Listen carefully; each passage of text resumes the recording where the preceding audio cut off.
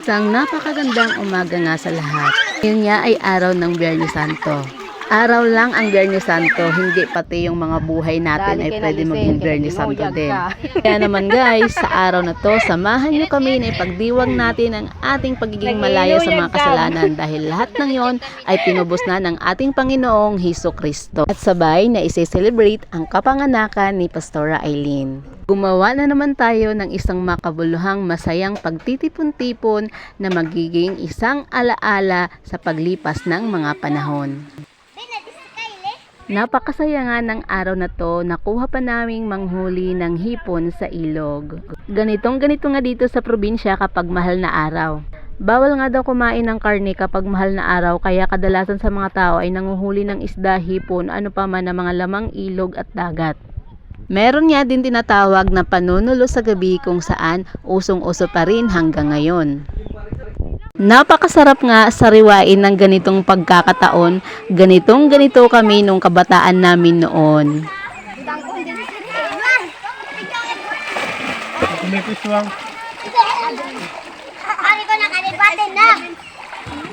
Bate na!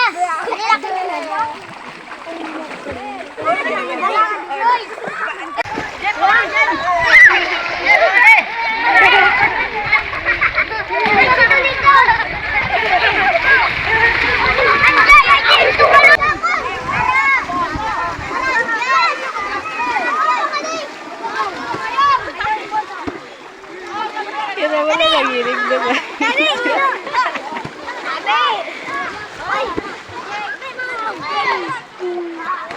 At maya-maya pa nga ay nagsiahon na ang lahat para kumain.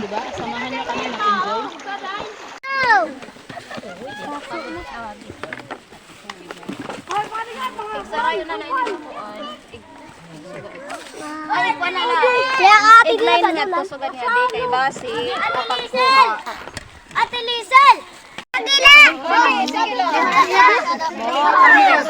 Dito ka ni mama, pagkaro ka ni mama.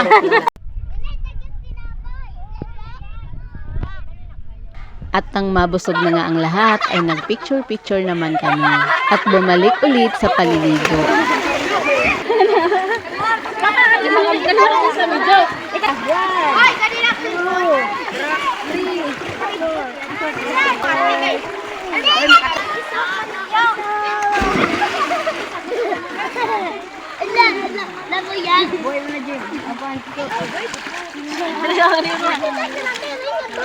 Ito, opa, atuan.